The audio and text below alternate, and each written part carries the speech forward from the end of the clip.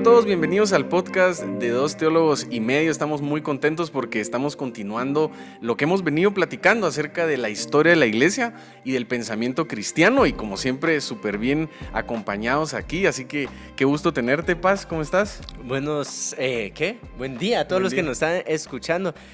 Honestamente, voy a hacer exponer mi corazón. Hoy estoy demasiado emocionado por el episodio de hoy. Sé que hemos tenido a dos de nuestros catedráticos en los últimos 4 episodios, pero con todo respeto a los dos últimos invitados, quiero decirles que si alguien hizo que me fascinara la historia, siempre tenía mi celo con la historia, ¿verdad? Pero si alguien hizo que me fascinara la historia, sobre todo del pensamiento cristiano, es a nuestro invitado del día de hoy, al licenciado. ¿Doctor? No, doctor Edgar Allan. Gracias por estar con nosotros. Es un genio. Él no lo va a decir por él, pero es un genio. ¿Cómo está, Edgar? Qué bueno tenerlo aquí. Muchas gracias. Qué privilegio estar con ustedes. Es un placer compartir estas aventuras por el mundo de la historia. Un mundo que no siempre es bien apreciado, yo lo entiendo, yo sé por qué es eso, pero que ustedes me hicieron motivarme mucho para seguir adelante contando estas historias de la historia y de lo que Dios ha hecho a través de los siglos. Así que es un gran placer estar con ustedes, de verdad. 2 de mis mejores alumnos, los 3 alumnos que tuve fueron extraordinarios, así que gracias, ustedes están en el top 3 de mis alumnos de historia de la iglesia. Excelente, gracias Edgar por estar aquí entre muchas cosas. Él es doctor de teología, nos dio la cátedra de historia de la iglesia y el pensamiento cristiano en la Universidad de San Pablo, y pues hoy nos acompaña, y la idea es retomar un poquito respecto al último episodio, en donde ya no nos dio tiempo de cubrir a 2 personajes tan importantes dentro del pensamiento cristiano, que son Clemente y Orígenes. Le cuento, Edgar, nos emocionamos mucho con el doctor Howard y ya no pudimos abarcar, pero de igual manera no queríamos dejar afuera a 2 personajes tan importantes, y quisiéramos iniciar la conversación respecto a Clemente y Orígenes, que podamos aprender de usted un poquito acerca de sus principales aportes al pensamiento cristiano. Muy bien, pues Clemente y Orígenes son de esos gigantes que han existido a lo largo de la historia de la iglesia en una ciudad cosmopolita, una de esas ciudades donde se disfrutaba mucho de el filosofar, el adentrarse en asuntos intelectuales, como era la ciudad de Alejandría. Y en ese momento incluso Alejandría se peleaba un poquito, competía un poquito con nada más y nada menos que la ciudad de Roma, por ser, ciudades élites en cuanto a esto de lo intelectual. Todos recordamos que, por ejemplo, la famosa biblioteca de Alejandría fue establecida allí en esa ciudad. Allí comenzaron los museos. La palabra museo incluso viene de la palabra musas, así que era una ciudad cosmopolita, dedicada a las musas. Los museos comenzaron así, como un proyecto intelectual. Y Clemente y Orígenes pues establecieron la intelectualidad del cristianismo en esa parte del mundo, desde Egipto, desde el norte de África, pues para el mundo entero, ¿verdad?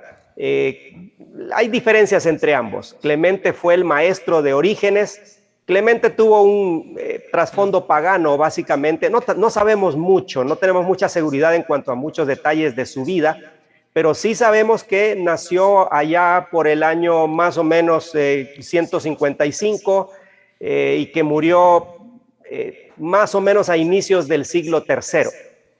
Él fue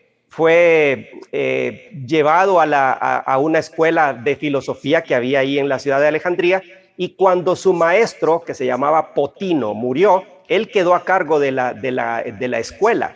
Con el tiempo llegaría su más famoso discípulo, que es, por supuesto, Orígenes, y él lo sustituyó al frente de esa escuela. Ahora hay que hacer una aclaración, no es una escuela así como que habían una fachada y había que inscribirse en la escuela. No es una escuela en ese sentido, sino una escuela en el sentido de una corriente de pensamiento. Habían varias escuelas allí, varias instituciones donde se reunían estudiantes a hablar un poco acerca de lo intelectual.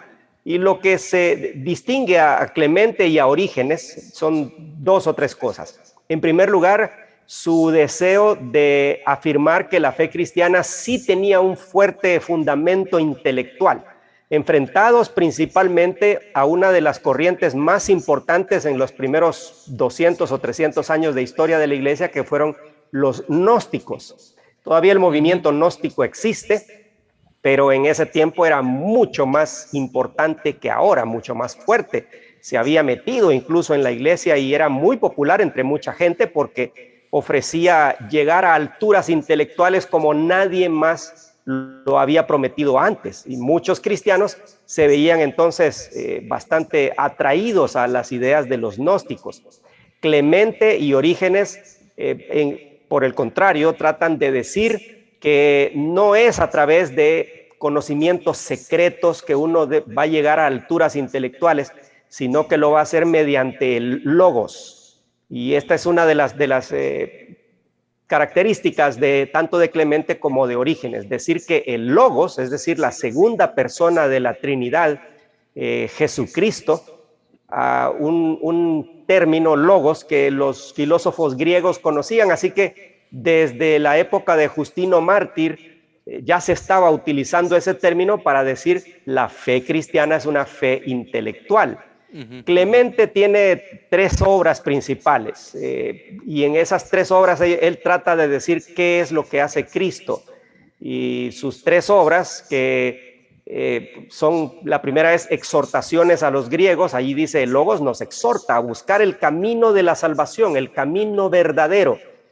Su segunda obra se llama el pedagogo o paidagogos o el tutor, que dice que el logos no solamente nos lleva por el camino correcto, el camino de la salvación, sino que también nos instruye en la vida práctica, dice él, no solamente en la vida religiosa, sino también en la vida práctica. A propósito, un mensaje que necesitamos escuchar los cristianos el día de hoy también.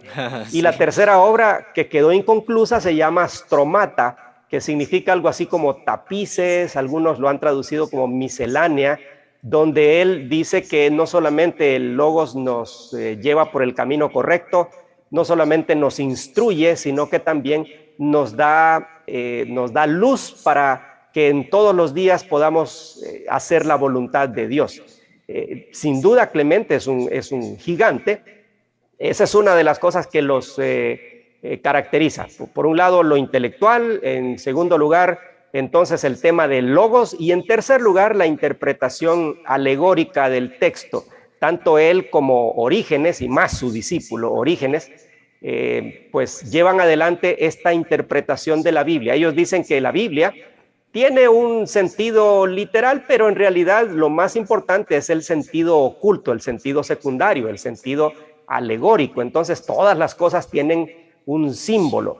La principal diferencia entre Clemente y Orígenes en ese sentido es que Clemente no tuvo tanto tiempo como para desarrollar su pensamiento. Sus principales obras vienen del año 190 al año 202, más o menos, que fue cuando estaba dirigiendo ese movimiento filosófico en Alejandría.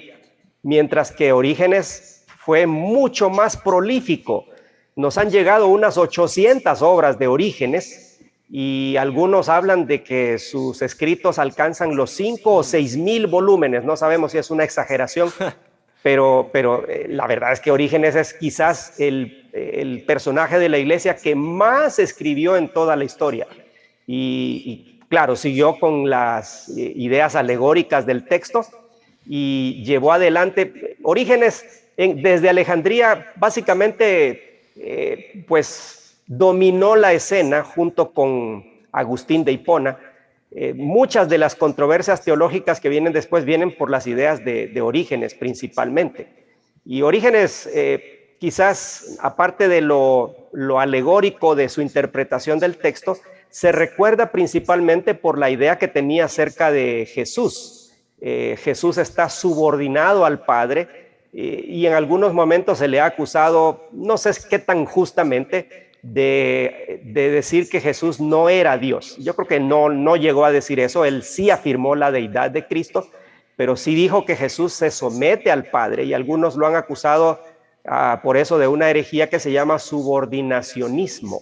Es decir, que Jesús es inferior al Padre, pero creo que él hablaba acerca de la función del Hijo, y eso lo dice la Biblia, por supuesto. Así que creo que esos son los principales aportes de estos dos gigantes intelectuales de Alejandría, de Egipto. Sí. Ahora, a mí me gustaría introducir un poquito ya el siglo III, sobre todo por estas ciudades, ¿verdad? Está Alejandría, está Roma. Alejandría, obviamente por la influencia de Clemente y Orígenes, empiezan a tomar muchas estas alegorías, ¿verdad? Y creo yo, y tal vez usted me corregirá, que Roma es un poquito más práctico, ¿verdad? En su interpretación y tal vez por propósitos de este podcast es intentar traer un poquito al día de hoy qué es lo que representa a nosotros como iglesia estas dos posturas. Roma muy práctico, Alejandría más alegórico, como hoy en día podemos ver estas dos, porque a mí el temor que me da como pastor es en qué momento se me sale de las manos todas estas interpretaciones alegóricas y hasta qué momento lo defino yo en vez de la escritura, ¿verdad? Entonces, tal vez lo que quiero hacer es esa pregunta. ¿Usted ve la influencia hasta el día de hoy de estos dos pensamientos? Nosotros como iglesia, ¿cuál tenemos un poquito más? ¿En dónde puede usted darnos un consejo pastoral y decirnos, ¿verdad? Tener cuidado hasta este momento en llevar tu interpretación alegórica. Correcto. De hecho, no solamente Roma y Alejandría representaban dos esquemas y dos tendencias que fueron cada vez más marcadas en el antiguo Imperio Romano. Si ustedes recuerdan, el Imperio Romano se fue separando en Imperio Romano Oriental, que representado y dirigido por Constantinopla y Alejandría, y el Imperio Romano Occidental, dirigido principalmente por Roma. Esas dos tendencias que ustedes bien has marcado, Juan Diego, sí, es cierto. Hubo uno más práctico, el occidente, y uno más voy a decir, especulativo. Okay, sí. Se hablaba más griego en el oriente. Por ejemplo, el griego es muy orientado hacia la especulación filosófica, más que el latín. El latín es más práctico. Entonces sí, tenemos esas dos tendencias todavía hoy en la iglesia, sí las tenemos. Lo especulativo podría asociarse con la interpretación alegórica, sí. La interpretación alegórica es útil, yo creo que lleva a muchos a muy buenas interpretaciones o muy buenas aplicaciones, voy a decir más bien. El problema con alegorizar el texto demasiado es que en qué momento nos detenemos, como bien dijeron ustedes, ¿verdad? ¿En qué momento dejamos de decir que la casa de Noé significa tal cosa y que la tabla inferior significa otra cosa? Se puede volver demasiado subjetivo el texto. Hoy más bien nos han estimulado a interpretar la Biblia de acuerdo a su género literario. Entonces, cuando es una alegoría, interpretémoslo como una alegoría, como lo que hizo Pablo en Gálatas capítulo 3, utilizando a Agar y a Sara como dos ejemplos, Agar como el viejo pacto y a Sara como el nuevo pacto. Entonces, ahí esa es una alegoría, hay que interpretarlo como alegoría. Pero si Jesús sanó a un leproso, ¿a quién representa el leproso? Sí, aquí podríamos empezar a hacer, pero en realidad el texto está diciendo que era un leproso, un señor que tenía una enfermedad que se llamaba lepra, punto, ¿verdad? Entonces, una interpretación se interpreta como una historia, no tanto como una alegoría. Entonces, hay que mantener ciertos principios y ciertos cuidados a no volvernos demasiado alegóricos, pero tampoco deberíamos volvernos excesivamente prácticos como sucedió en la parte occidental del imperio. Y en ese sentido creo que por ejemplo, encontraron una piedra que habla de Pilato. Ok, bien, excelente. Utilicemos eso en nuestra enseñanza y nuestra predicación. Aprovechémoslo para nuestra vida, pero no pensemos que eso es todo. A fin de cuentas, la Biblia es la palabra de Dios. Y no se preocupa solamente por contar historias arqueológicas, ¿verdad? Del mundo antiguo, de hace 1000, 1500, 2000, bueno, más de 2000 años, 3000 años más bien. no es esa la idea, sino la idea de la Biblia entera es comunicar una historia, la historia de cómo Dios, para Sí, su muy propia bueno, muy gloria, bueno. salvó a la humanidad. Y eso no debemos perderlo de vista. Cada detalle, cada profeta, cada historia de la Biblia contribuye con ese propósito total de contar la historia de amor, de cómo Dios salva a la humanidad y reconcilia al mundo entero consigo mismo. Así es. Sí, y Dan ganas la... de decir amén, ¿no? Así, Ajá, amén. cabal, sí, sí, sí, sí a todo lo que dijo Amén, Edgar. amén. Eso sería lo más saludable decir. No, una de las principales características de la teología del siglo III es esta diferencia entre la teología alejandrina y la occidental. Quizá para aportar algo que quizá no se mencionó es la influencia que ambas corrientes tuvieron. Por ejemplo, la teología alejandrina venía más de una influencia platónica, mientras que la occidental venía de una influencia más estoica. Y ahora, pues, ¿qué implicaciones tiene eso? Y Edgar me corrige si estoy mal, en cuanto a la platónica, es quizá un poquito más dirigida hacia lo no práctico, hacia ese mundo de ideas que él proponía, hacia lo metafísico, quizá podría ser una palabra que lo explique mejor, o como le decía Orígenes, a lo espiritual, porque lo que Orígenes decía era que todo texto tiene un sentido espiritual, pero no todo texto tiene un sentido literal. Y esa era la frase que quizá acuña de por qué él hacía ese tipo de interpretación. Ahora, en cuanto a la influencia estoica, tengo entendido que es más como prácticas hacia el comportamiento de la persona, cómo ser una mejor persona. De hecho, ustedes pueden buscar todavía al día de hoy muchísimos autores que hablan acerca del estoicismo y esa parte. Y como para continuar con el hilo conductor de la teología del siglo III, encontramos a este personaje súper importante que es Hipólito de Roma. Y ya van a ver por qué él es como una persona que influencia bastante dentro de lo que aún el día de hoy nosotros tenemos como creyentes o como cristianos. Muchos, quizá no todos los que ven comparten algunas ideas de él, pero sí fueron influenciados en alguna manera. Y quizás lo más interesante, y yo abro el debate o abro la discusión empezando con esto, es que él se negó a reconocer a Calixto como obispo de Roma en el año 217. ¿Por qué razón? La dejo ahí sobre la mesa y... Antes de que empiece el maestro acá a darnos tirar esa ráfaga. una cátedra, y espero que te esté apasionando como a mí me apasiona, es, bueno, lo que estamos hablando de todos estos pensamientos a lo práctico, qué quiere decir a nosotros o qué implicaba para nosotros como iglesia al momento de lo práctico. Entonces puedo ver estas dos problemáticas que surgían en la iglesia. ¿Qué hacemos con aquellos que pecaron de infidelidad? ¿O qué hacemos aquellos que negaron la fe? Recordate que Roma, si no estoy mal, está terminando de tener una persecución hacia los cristianos. Esta persecución, si llegara a mí, Juan Diego, en ese momento y me piden que negara la fe, yo bromeo mucho con esto, pero le diría al Espíritu Santo, Espíritu de Dios, yo me echaría una de Pedro, ¿verdad? O sea, te negaría y después espero que me vengas a reconciliar. Pero la iglesia era un poquito más celosa con eso porque es un apóstata, ¿verdad? Está negando la fe. ¿Qué hacemos con esta persona?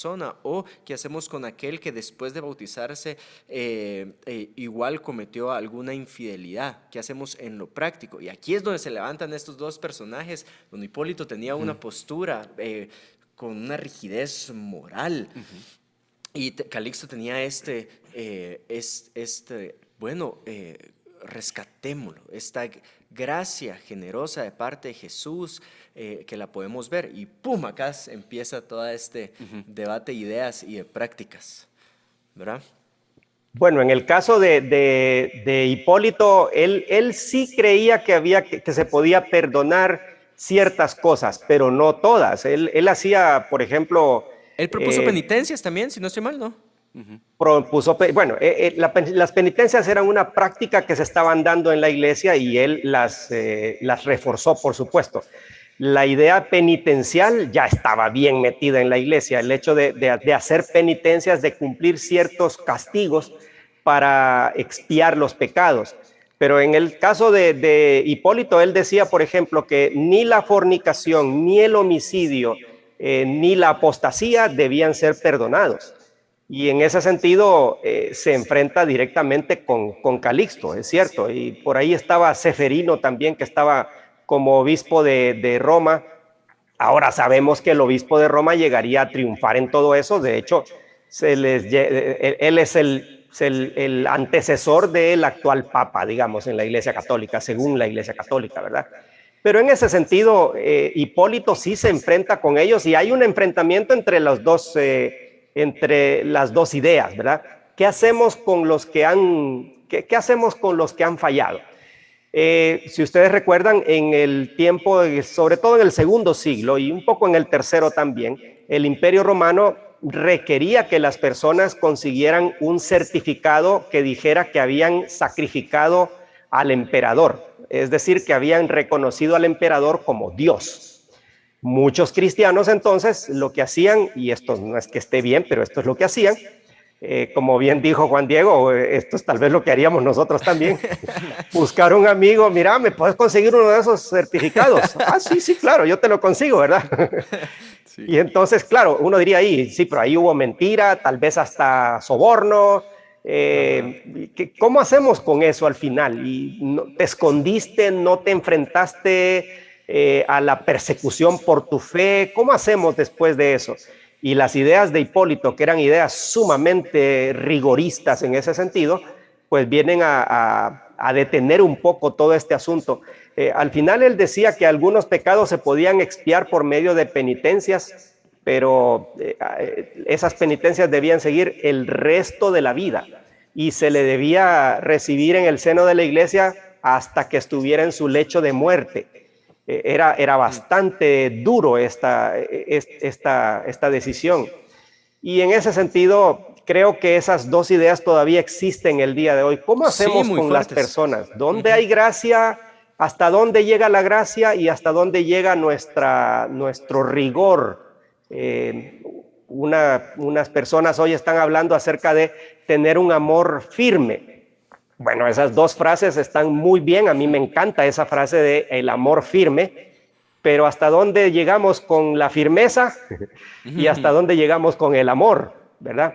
Y en ese sentido creo que la gracia de Dios, por eso algunos han dicho que la gracia de Dios siempre es escandalosa, porque nos recibe a nosotros sin que lo merezcamos. De hecho, Pablo lo dijo en una de sus cartas y él dijo que si nos merecemos algo, ya no hay gracia. Lo dijo en otras palabras, por supuesto, pero es así. Si yo merezco algo, es decir, si Fernando me debes algo, bueno, entonces Fernando me tiene que pagar. Eso se llama salario, se llama deuda, pero no se llama gracia.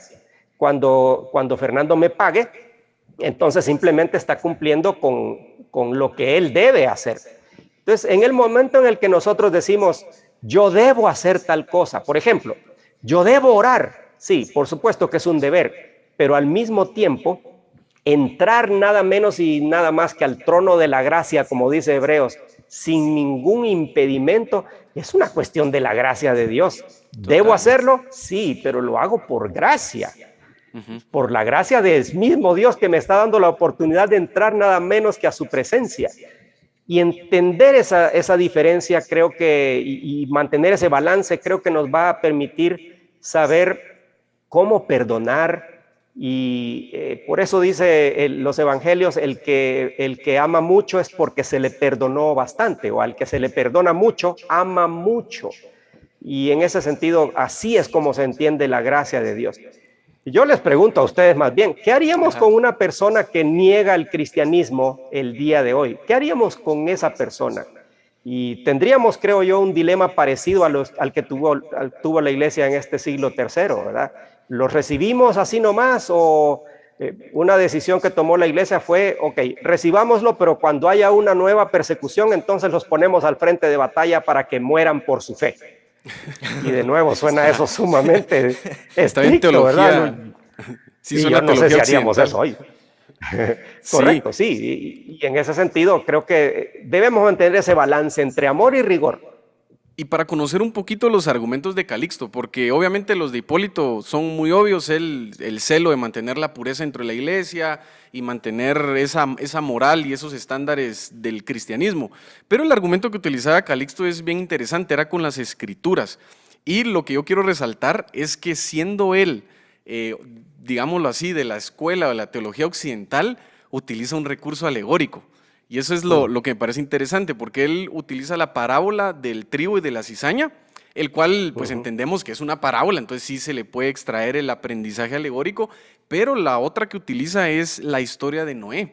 y de cómo en el arca de Sí. Noé entraron los animales puros, habían animales Inmundos, puros e inmundos también. Entonces esa es una alegoría que él utiliza para de alguna manera defenderse con los argumentos que está diciendo Hipólito. Yo quiero resaltar algo, y es que no sé si desde ahí Calixto estaba pensando más, poniéndose un poquito el sombrero de abogado, no sé si él estaba pensando un poquito más políticamente que espiritualmente. ¿A qué me refiero con eso? A que quizá la apertura de que regresaran los creyentes era más un tema de que no perdamos gente, porque acabamos de sufrir persecución.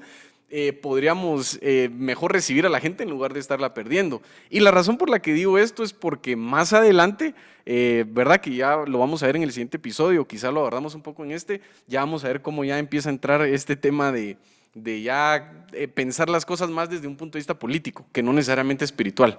Sí, por tiempo me gustaría tomar esta idea. No sé si ya podemos ir concluyendo. O sea, hay mucho que hablar, es que eso Sí, es lo bonito. sí, sí. Espero que te esté apasionando como a mí. Si estás viendo esto en YouTube, puedes poner en comentarios Team Calixto o Team Hipólito, ¿verdad? Pero a lo que voy es, Muy bien. nuestro profesor utilizó una palabra que es balance. Tenemos que encontrar este balance. Ahora, ¿por qué te digo esto? Al día de hoy, en la iglesia vemos, es que fíjate que no voy a ir a ese grupo porque ese grupo permite muchos pecados, ¿verdad? Lo escuchamos todavía. permisivo. Es permisivo, ¿verdad? O lo tachamos a una iglesia. Es que esa iglesia es permisiva con. Entonces, hay gente que le gusta más esta rigidez de. Entonces, más que balance, yo te quiero decir, es una tensión. Tranquilo, porque la iglesia ha tenido esta tensión desde sus inicios y es una tensión en la cual tú y yo tenemos que aprender a vivir y encontrar a Jesús en medio de esta tensión, la historia de Cristo en medio de esta tensión, porque la iglesia, así como es la que comunica este mensaje, esta buena noticia de Cristo venir a rescatarnos, su sacrificio expiatorio por nosotros, que nos permite tener esta relación con Padre, no podemos negar que la iglesia también es una propuesta moral, ¿verdad? Y lo vemos desde este siglo. Es cómo están viviendo esos que se llaman seguidores del camino, estos cristianos. Puedo ver la diferencia en su moral, sobre todo en la cultura que estamos viviendo. Entonces, como iglesia tenemos esta postura moral en la cual sí necesitamos esta firmeza, ¿verdad? Sí. O sea, no permitimos estas infidelidades. Por supuesto, no sé si me estoy explicando, pero ¿qué pasa si la cometiste? Va. Te vamos a abrazar, te vamos a restaurar, te vamos a acompañar en el proceso que el Espíritu Santo quiere hacer en tu vida, pero no una niega a la otra. A eso quiero llegar, ¿verdad? Sí. Y quizá yo para complementarte pensaría que nosotros como creyentes, como cristianos, creemos más que la moral y la rectitud de la conducta es más el resultado de que un requisito para. Y quizá esa es una forma de entenderlo, porque no se te pide un requisito para formar parte de, pero la fe, la comunión, ¿verdad? El fruto del Espíritu va a ser el resultado de, y ese fruto se debe ver, se debe de poder observar y debe de estar presente ahí. Y eso es lo que yo diría. Quizá Edgar ahí nos termina de... Solo voy de a sumar esto. Yo creo que Calixto y Hipólito, los dos estaban apuntando a Jesús. ¿Verdad? Desde exacto. su perspectiva, los dos estaban apuntando a Jesús. Es Jesús este estilo de vida que te está enseñando a vivir. Apunto a Jesús. Y Calixto es Jesús el que te abraza con gracia y te reconcilia con el Padre. Entonces, quiero aterrizar en esto. Sigamos apuntando a Jesús, ¿verdad? Sí. Edgar. Me encanta que hayas utilizado la frase o la palabra tensión, porque tal vez esa es una mejor palabra que la que yo usé, que es balance. Esa es mejor palabra, porque cuando algo está en tensión, está intensamente de los dos lados, ¿verdad? Y entonces en ese sentido, sí, amor y firmeza deben estar igualmente, apasionadamente debemos impulsar ambas cosas. Y solamente quiero decir algo que está en la Biblia también en el libro de Tito, capítulo 2, versículo 12, si no me equivoco, pero todo el pasaje del 11 al 14 es la misma idea. La gracia de Dios nos enseña a vivir en este siglo sobria, justa y piadosamente. Entonces, ahí están las dos cosas en tensión, ¿verdad? ¿Debemos vivir sobria, justa y piadosamente? Sí, no podemos ser permisivos, ¿no? O sea, no es venite y hacer lo que querrás. No.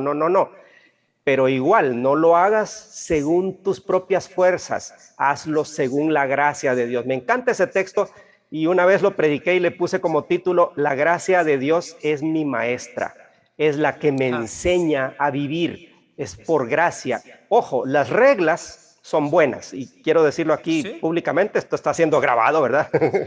Entonces, generalmente porque alguien podría decir, no, pero qué fácil lo está poniendo, todo es gracia. No, las reglas son buenas, pero las reglas no producen una vida ética, no producen una vida sobria, justa y piadosa, simplemente me refrenan.